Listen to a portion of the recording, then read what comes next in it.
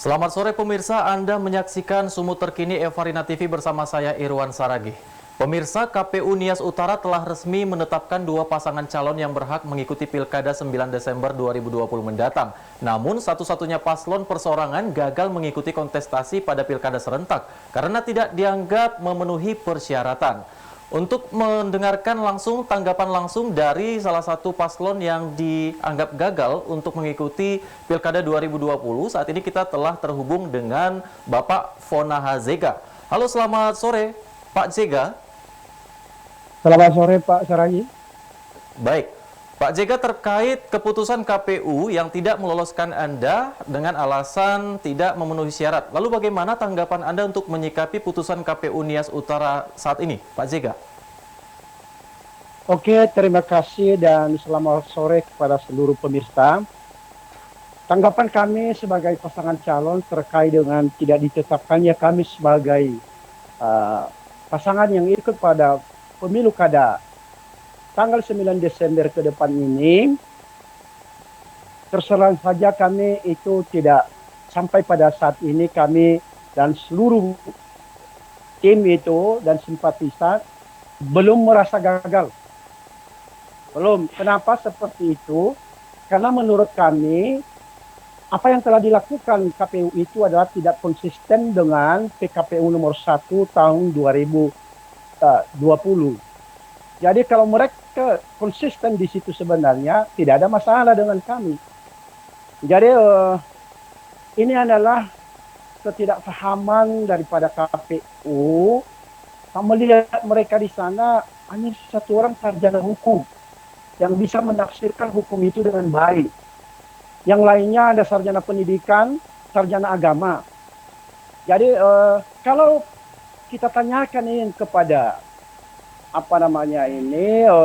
sarjana hukum, mereka berpendapat semuanya sama bahwa kami itu adalah bisa lolos untuk mengikuti pemilu kada tanggal 9 Desember di Kabupaten Nias Utara.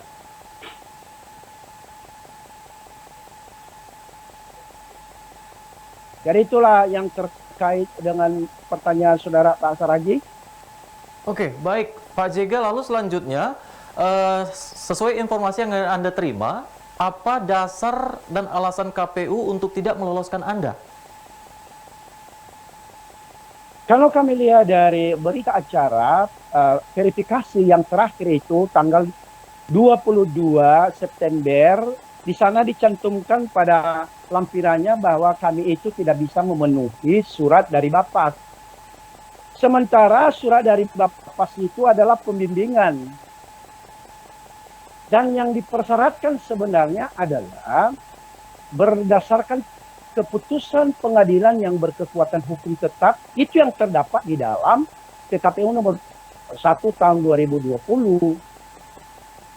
Jadi disinilah titik daripada pandangan itu KPU keliru. Apalagi Bapas itu tidak dipersyaratkan di situ, tidak ada diminta di situ satu surat keterangan kepada Bapas. Tetapi di dalam PKPU pasal 42 itu disyaratkan bahwa surat keterangan itu adalah dikeluarkan oleh rutan atau lapas. Tapi di tempat saya ditahan dulu adalah di rutan, dan itu sudah keluar. Kapan saya di situ keluar menurut surat keputusan yang dikeluarkan oleh Kementerian Hukum, itu dasar daripada kami itu keluar adalah tanggal 24 Juli 2014. Jadi saya sudah melebihi jauh dari target 5 tahun. Apalagi kalau misalnya kita kaitkan dengan putusan MK yang terakhir itu tanggal 11 bulan Desember 2019. Di sana sudah cukup jelas dijelaskan bahwa sejak keluar dari penjara 5 tahun bisa mencalonkan diri. Jadi di sini yang keliru sebenarnya KPU Nias Utara. Saya tidak tahu apa motif mereka bisa berbuat seperti ini. Dan beberapa masyarakat datang di rumah sama kami ini, mereka langsung mempertanyakan, saya katakan, itu tidak bisa. itu adalah melanggar hukum. Kita akan coba melawan dengan cara-cara cerdas. Kita akan gugat ini nanti di Bawaslu. Dan apabila gagal kita di situ, kita akan gugat di PT UN. Jadi dasar mereka sebenarnya adalah betul-betul sangat keliru sekali. Apalagi tidak dipersyaratkan pada PKPU nomor 1 tahun 2020. Demikian. Baik. Selanjutnya Pak Jega, lalu terkait hal ini langkah-langkah apa saja yang akan Anda tempuh untuk mendapat keadilan atas dugaan ini? Terima kasih. Pertama saya akan konsultasi dengan seluruh tim hukum saya di tim. Dan saya kumpulkan mereka. Dan mereka mengatakan kepada saya bahwa kita harus tempuh jalur hukum ini. Kita akan gugat di Bawaslu. Dan pada hari ini tadi sudah kita sampaikan gugatan di Bawaslu. Mudah-mudahan bisa mereka mempelajari dengan baik. Mereka bisa memberikan putusan yang seadil-adilnya. Apapun keputusan nanti. Ya, karena 2 tahap lagi ini, satu di Bawaslu, kemudian nanti di PT UN. Pihak kami, pasangan kami Fodela, dan seluruh tim dan seluruh masyarakat wajib menghormati putusan itu. Apapun yang akan dilakukan nanti. Jadi kita sudah menempuh jalur hukum melalui penyampaian pada sore hari ini tadi gugatan kita di Bawaslu. Nah, itulah langkah-langkah yang sudah kita lakukan sambil kita menenangkan seluruh massa. Sebenarnya pada hari ini massa itu begitu banyak mengantar saya di Bawaslu, tetapi saya melarang. Saya takut terjadi hal-hal yang tidak baik, yang tidak kita inginkan.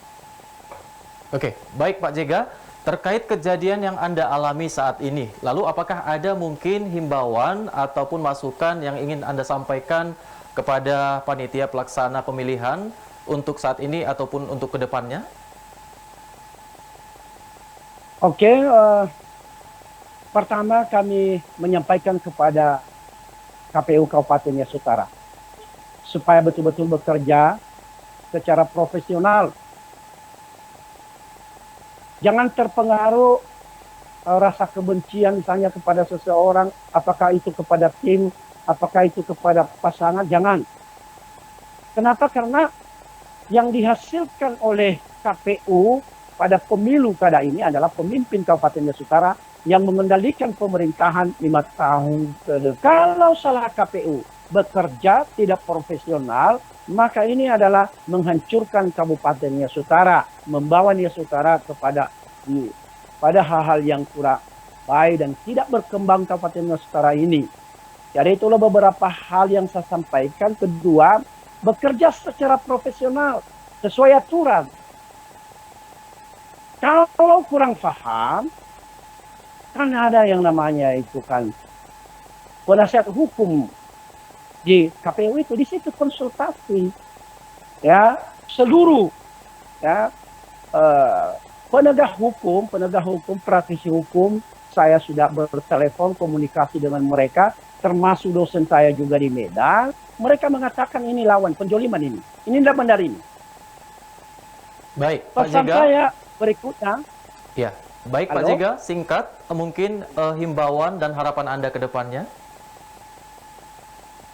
Saya berharap Bawaslu bisa bekerja secara profesional dan memandang ketentuan itu sesuai dengan ketentuan yang berlaku, tidak terpengaruh kepada hal-hal lain, dan betul-betul mereka ini adalah bisa memberikan rasa keadilan kepada masyarakat yang telah saya ambil KTP itu sebanyak 15.000.